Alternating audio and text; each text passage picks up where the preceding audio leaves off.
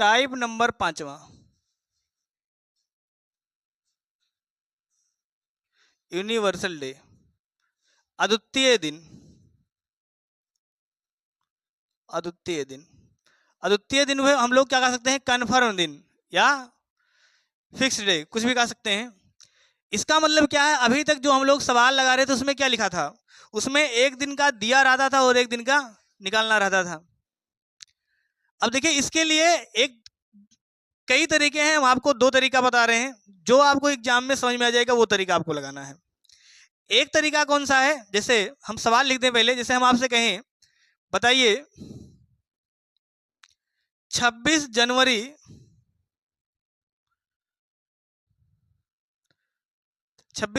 1949 को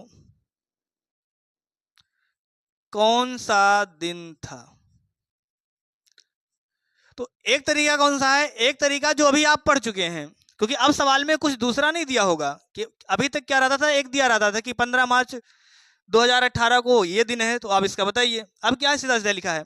तो एग्जाम में आपको क्या करना है, अगर आपको कोई दूसरा तरीका नहीं समझ में आ रहा तो आप भी उसका कैसे बता सकते हैं, एक दिन अपने मन से लिख लीजिए। कौन सा दिन लिख लेंगे, जो आपको याद हो, ठीक है ना, जो आपको कन्फर्म याद हो। से आपका अगर अपना डेट ऑफ बर्थ याद है कि हमारा जन्म इस तारीख को हुआ था और ये वाला दिन था, तो वही लिख सकते हैं, ठीक ना। बाकी अगर आपको कुछ ना याद हो तो आज वाला दिन तो याद ही होगा ना, जिस तारीख को आप सवाल लगा रहे होंगे। तो अगर आपको आज वाला दिन अगर आपको याद है, सही ना, तो अगर आपको आज वाला दिन याद है तो कोई दिक्कत नहीं है, आप आज वाला दिन लिख सकते हैं। तो कोई भी दिन आप लिख लीजिए जो आपको याद हो।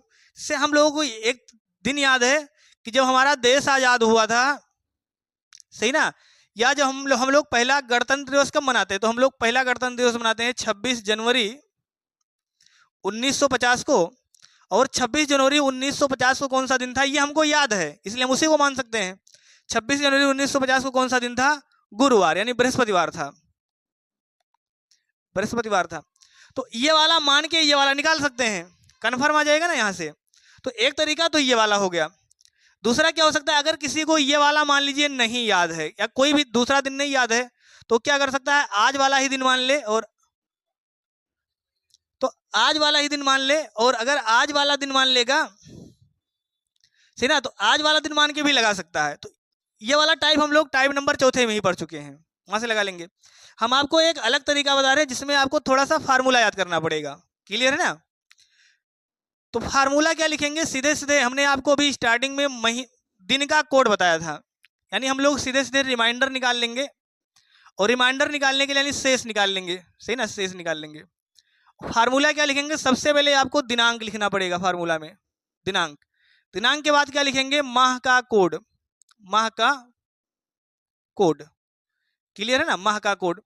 इसके बाद क्या लिखेंगे, इसके बाद वर्ष का अंतिम 2 अंक, वर्ष का अंतिम 2 अंक। चलिए हम थोड़ा और उधर से लिख दें।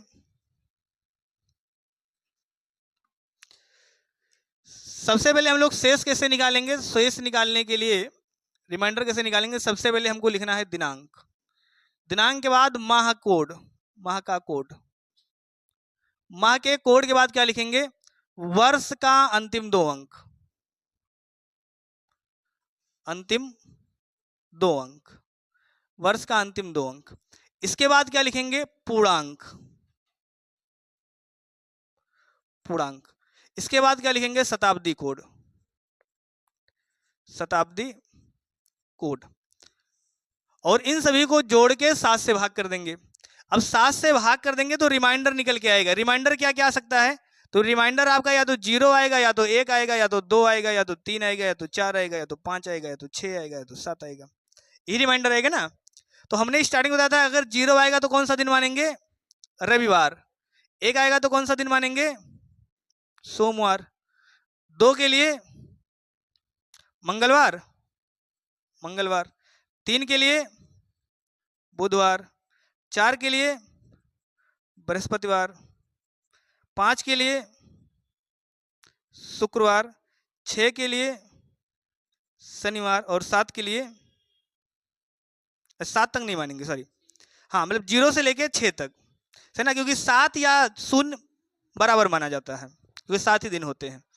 तो 0 से लेके 7 तक, 6 तक मानेंगे, रविवार से लेके शनिवार तक। किसी को कोई दिक्कत है यहाँ तक? अब आप बात करिए कि सर दिनांक क्या होगा, तो दिनांक तो सवाल में दिया होगा, सही ना। माह का कोड क्या होगा, माह का कोड आपको जनवरी का 1, फरवरी का 2, मार्च का 3 ये वाला नहीं लिखना। माह का कोड का फार्मूला भी हम लिखेंगे, है ना, किस माह का कौन सा कोड होता है।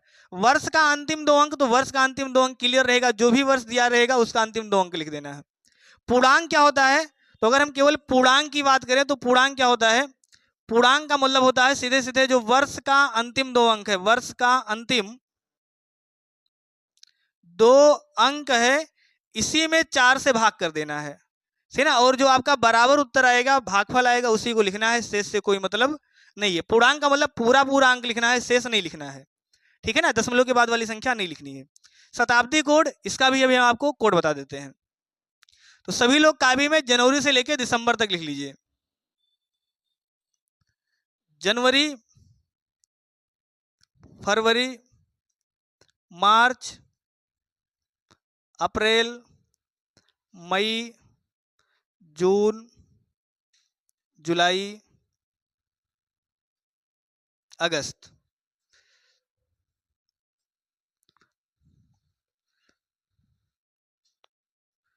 सितंबर, अक्टूबर, नवंबर, दिसंबर। क्लियर है ना। अब जनवरी का कोड कितना होता है, 0। फरवरी का कितना होता है, 3। ये होता है ना, आपको नोट करते रहना है। जनवरी का 0, फरवरी का 3, मार्च का 3, अप्रैल का 6, मई का 1, जून का 2, कितना होता है, जून का 4, जुलाई का 6, अगस्त का 2, सितंबर का 5, अक्टूबर का 0, नवंबर का 3, दिसंबर का 5। क्लियर रहेगा ना। सभी लोगों को ये कौन सा कोड लिखे हैं, तो ये हमने लिखा है माह का कोड, माह का कोड। अभी आपको थोड़ा सा मुश्किल लग रहा होगा, लेकिन बिल्कुल आसान सा है। क्लियर है ना सबको। आपको ये कोड याद कर लेना है। जनवरी का 0, फरवरी का 3, मार्च का 3, अप्रैल का 6, मई का 1, जून का 4, जुलाई का 6, अगस्त का 2, सितंबर का 5, अक्टूबर का 0, नवंबर का 3 और दिसंबर का 5। ये जो कोड लिखे हैं ये कौन से कोड हैं, ये सभी कोड साधारण वर्ष के हैं, साधारण वर्ष। अगर दिया गया वर्ष साधारण वर्ष होगा तो आपको ये वाला कोड लिखना है। अगर दिया गया वर्ष लीप वर्ष होगा तो क्या करेंगे, तो हम लोग जनवरी के लिए 6 लिखेंगे और फरवरी के लिए 2 लिखेंगे। क्लियर है ना। बाकी सब क्या रहेगा, बाकी सब आपका समान रहेगा, बाकी में कोई दिक्कत नहीं है। यानी कौन सा कोड बदलेगा लीप वर्ष और साधारण में, केवल जनवरी और फरवरी का। जनवरी में साधारण वर्ष के लिए 0 लिखेंगे और लीप वर्ष के लिए 6 लिखेंगे। फरवरी में साधारण के लिए 3 लिखेंगे और लीप के लिए 2 लिखेंगे। बाकी मार्च में चाहे साधारण हो चाहे लीप हो, सबके लिए 3 ही लिखा जाएगा। यानी बाकी सभी महीनों के लिए साधारण वर्ष का और लीप वर्ष का कोड क्या होता है, समान होता है। क्लियर रहेगा ना यहाँ तक। अब हम लोग बात कर लेते हैं शताब्दी कोड का। तो शताब्दी कोड क्या लिखेंगे,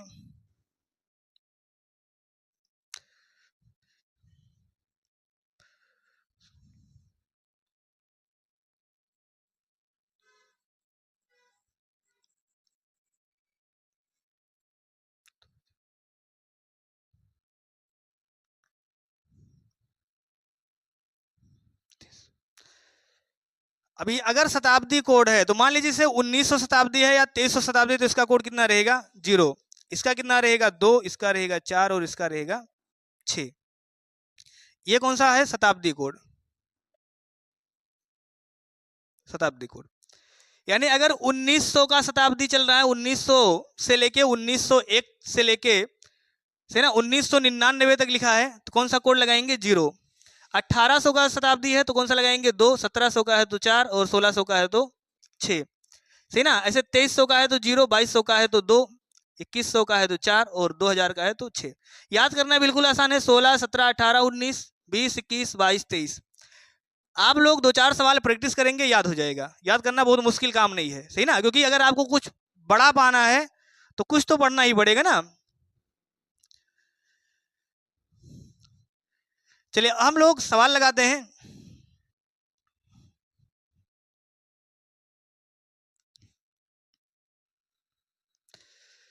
जैसे अभी हमने आपसे पूछा था, कौन सा तारीख पूछे थे? हाँ, अभी हमने आपसे पूछा था 26 जनवरी 1949 को कौन सा दिन है, ये पूछे थे ना। तो सबसे पहले क्या करेंगे, दिनांक लिखेंगे। दिनांक कितना है? 26। जनवरी का कोड कितना है? तो 1949 साधारण वर्ष लिए जनवरी का कोड 0। जनवरी के बाद क्या लिखेंगे? वर्ष का अंतिम 2 अंक। वर्ष का अंतिम 2 अंक कितना है? 49। पूर्णांक क्या लिखेंगे? इस 49 में 4 से भाग करेंगे, कितना आएगा? भागफल कितना आएगा? 12। 12। उसके बाद शताब्दी कोड, तो 1900 का शताब्दी कोड कितना है? 0। इन सभी को जोड़ के 7 से भाग कर देंगे, रिमाइंडर आ जाएगा। 7 से भाग करेंगे, रिमाइंडर कितना आएगा? यहाँ रिमाइंडर आएगा 5। यहाँ 7 7 49 कट जाएगा। यहाँ 7 से भाग करेंगे, कितना आएगा? 5। 5 5 10, 10 में 7 से भाग करेंगे, कितना रिमाइंडर आएगा? 3। 3 रिमाइंडर आने का मतलब कौन सा दिन आएगा? बुधवार। इसका मतलब 26 जनवरी 1949 को कौन सा दिन था? बुधवार। आप लोग सर्च कर लीजिए, देखिए उत्तर सही है गलत है, सर्च करिए एक बार। 26 जनवरी 1949 को कौन सा दिन था? बुधवार था या कुछ और था?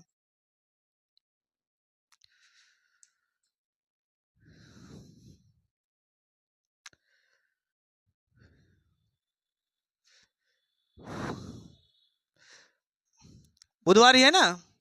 समझ में आ गया होगा कैसे लगाना है।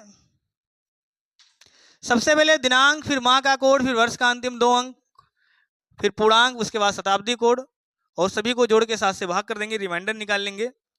सही ना? रिमाइंडर अगर 0 आया तो रविवार, 1 आया तो सोमवार, बाकी से सभी का हम लोग कोड जानते हैं। चलिए एक सवाल और लगाइए, आप लोग सवाल लगाइए।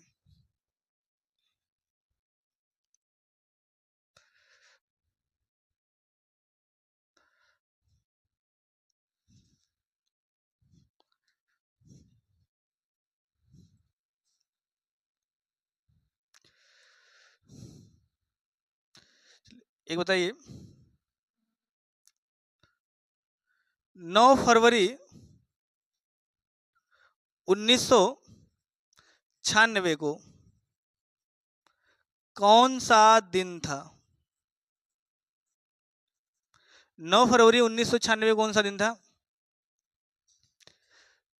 बताइए सभी लोग। आपके ऑप्शन है सोमवार, शुक्रवार, शनिवार, रविवार।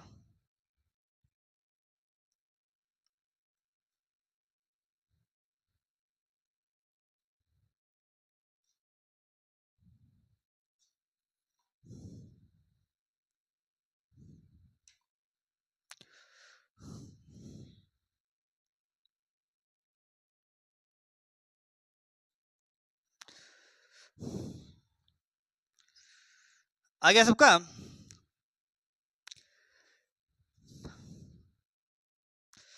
चलिए बताइए सभी लोग। चलिए शुक्रवार, कौन सा दिन था? शुक्रवार। कैसे ज्ञात कर लेंगे? सबसे पहले क्या लिखेंगे? दिनांक 9 तारीख। फरवरी का कोड कितना है? तो ये दिया गया वर्ष साधारण वर्ष है, लीप वर्ष? दिया गया वर्ष लीप वर्ष है, इसलिए फरवरी का कोड कितना लिखेंगे? 2। उसके बाद क्या लिखेंगे? वर्ष का अंतिम 2 अंक 96। फिर पूर्णांक लिखेंगे, पूर्णांक कितना आएगा? 24। उसके बाद शताब्दी कोड, 1900 का शताब्दी कोड 0। इन सभी को जोड़ के 7 से भाग कर देंगे, ये आएगा ना। यहाँ 9 में 7 से भाग करेंगे 2। 96 में 7 से भाग करेंगे तो कितना आएगा? 70 कट जाएगा, कितना बचेगा? 26। उसके बाद 7 चौक 28, रिमाइंडर कितना आएगा? 5। यहाँ अगर हम भाग करेंगे 7 से तो 7 तरीके 21, रिमाइंडर कितना आएगा? 3। 5 और ये 2 कट जाएगा, रिमाइंडर कितना आ गया? 3 और 2 5। 5 का मतलब क्या आ गया? शुक्रवार। क्लियर है ना सबको? तो 9 फरवरी 1996 को कौन सा दिन था? शुक्रवार। समझ में आ रहा है सबको ना? चलिए एक सवाल और बताइए।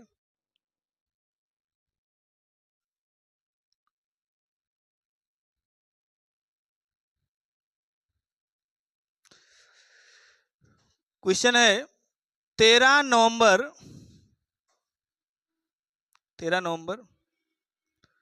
2018 को कौन सा दिन था? आपका ऑप्शन है सोमवार, मंगलवार, बुधवार और शुक्रवार। 13 नवंबर 2018 को कौन सा दिन था? सोमवार, मंगलवार, बुधवार और शुक्रवार। चलिए बताइए सभी लोग, कमेंट करिए।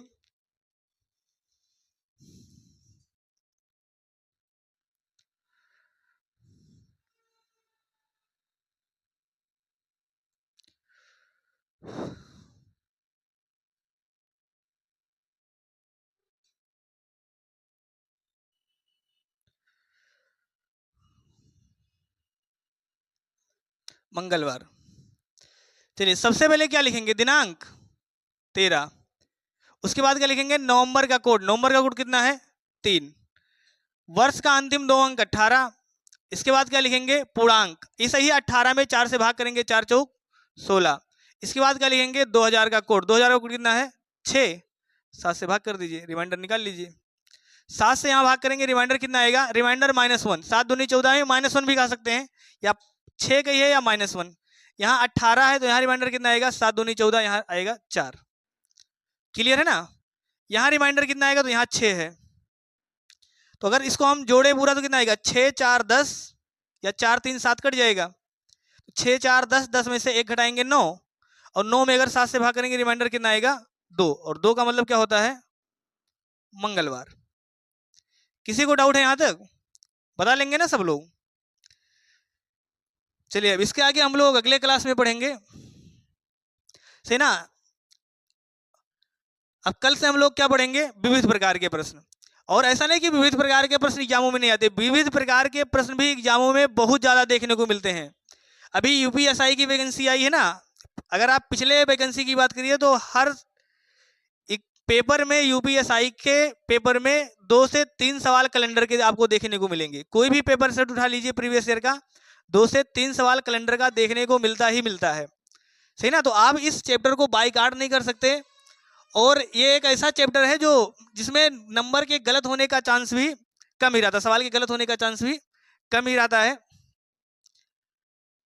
तो हम लोग अब कल क्या पढ़ेंगे? विविध प्रकार के प्रश्न। यहाँ तक किसी को कोई डाउट हो तो आप कमेंट कर सकते हैं। बाकी आप लोगों को समझ में आया है ना?